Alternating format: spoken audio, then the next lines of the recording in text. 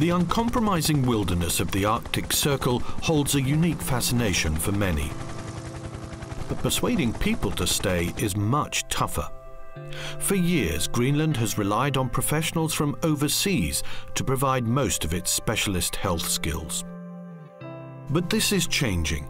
A new staff rotation scheme will ensure Greenland has a continuous supply of valuable medical expertise from major hospitals in Denmark. Historically, we always have sold Greenland on the polar bears and beautiful landscapes, and this is really extremely rural.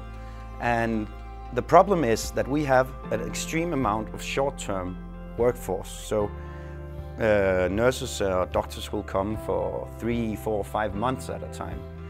And often it's because they want to experience the Arctic. These 3-month rolling replacements will also give urban medics new skills to cope with the challenges of working in remote areas. At the main hospital serving North and East Iceland, the staff are well used to meeting the challenges and demands of its scattered community. But for nearly 2 decades, a lack of placement opportunities in rural areas has meant staff have struggled to recruit young doctors. But this too is about to change. The government's been persuaded to place half of its 12 new GP training posts in rural areas, where the young doctors will be supported and mentored by staff from local health centres. When they see the benefit of having a GP trainee post, they probably want to do more and to have more posts available, because I think everybody understands the importance of having enough healthcare professionals in rural areas. I think that's a big step forward. It could, some might say it's a minor step, but I think it's the first step in a long journey, which I think we're moving in the right direction.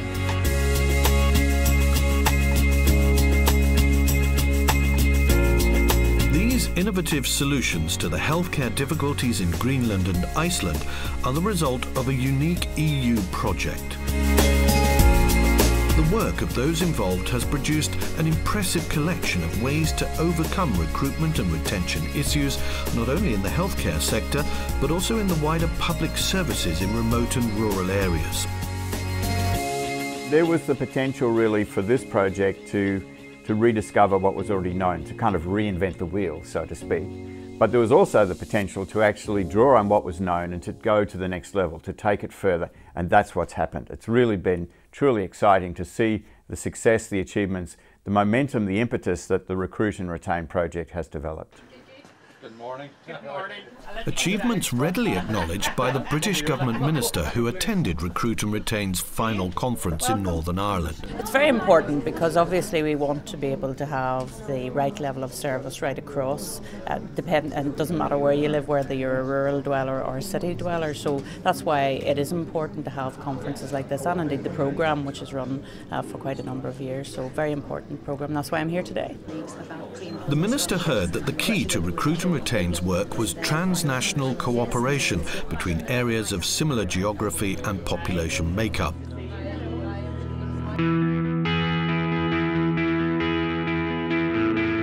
What we've seen is a huge production of solutions to the problems of recruitment and retention of professional workers in remote areas. And this has come in the form of products and services which have been piloted and worked on by the various partnership groups, and this is a very impressive collection. Probably unique in as much as it has come together at one time. Recruit and Retain was conceived as a Northern European project involving partners from Norway, Sweden, the Highlands and Western Isles of Scotland, Northern Ireland and the Republic of Ireland, Iceland and Greenland. But Canada, recognising similar issues, also became a partner in the project. None of the Recruit and Retain solutions would have been arrived at without accurate research on which to base them. What we did was go back to the beginning and find the information ask the current staff, previous staff, potential new staff, what are their issues? What's the things that draw them to rural areas? What would stop them from moving to a rural area? What would make them leave a rural area? We got over 5,000 responses to our questionnaires, and which was, we believe, the biggest body of evidence in this information in Northern Europe, if not in the world. Imparting relevant and topical information to those considering a move away from urban areas is key to influencing recruitment. In Sweden, they've harnessed the global reach of the internet. The problem is to find a lifestyle for a family and to find job for spouses and wives and interesting and good schools for the children. That's the kind of information that has been lacking, at least in Sweden, in the rural area. As there's a lot more thinking around how people actually recruit, and even more into that social induction. If you don't think about the family, you don't think about the partner, and you don't look beyond that initial post holder, then your chances of the person being there within 3 or 5 years, I think, are reduced. But the effort also needs a structured approach. It's a system of identified activities throughout a year for various target groups. We see from the Recruit and Retain questionnaire that it's important to target students and young people, sow the seeds early and get them engaged in healthcare and interested in pursuing a career in healthcare, and also pursuing a career in a rural area. But it's another innovation, the strategic management group, that will ensure the project has a wider impact. There were some very well reputed organisations on board, and they got the idea, why not broaden it to the public services in general. Because it's not just healthcare services that find attracting and keeping staff a challenge in remote and rural areas. It's a process. And you need to start the process from somewhere where you got some substance. And now we have some substance with the 29 products, the products and services produced. And that substance will be picked up by regions. I see what is being produced by this project is not only very usable by local authorities, and every local authority in Scotland has a rural peripheral area, but I see it being used by the police, people like the fire service and indeed the police service. That here are methodologies, particularly if you've now centralised the police forces in the mainland. Here is the methodology by which you can in fact attract and retain staff in the peripheral areas of Scotland. As their final conference came to a close in Enniskillen, Recruit and Retain was putting the finishing touches to a major new resource for managers and employers of public services in remote and rural areas. The business model is the thing that's going to inform people. It's like a handbook, how to recruit and retain staff effectively in remote rural areas. What it will be able to do is to give people a set of solutions which they can put into their own system, either completely or in part, to improve their recruitment and retention. And the next phase of this is the implementation.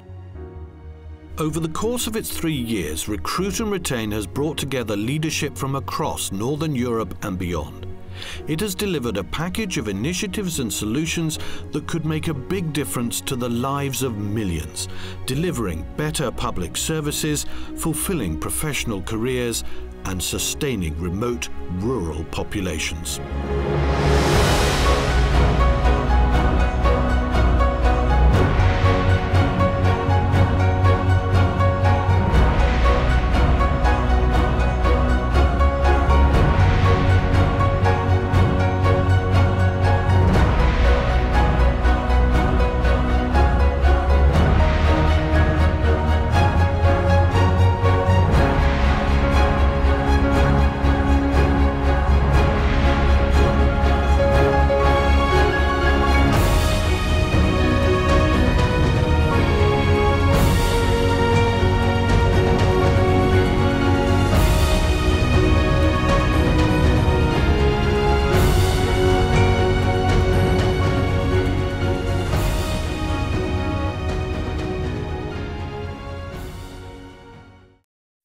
The solutions and services developed by the Recruit and Retain project are available to all interested parties in the business model document, which is free to download from the internet.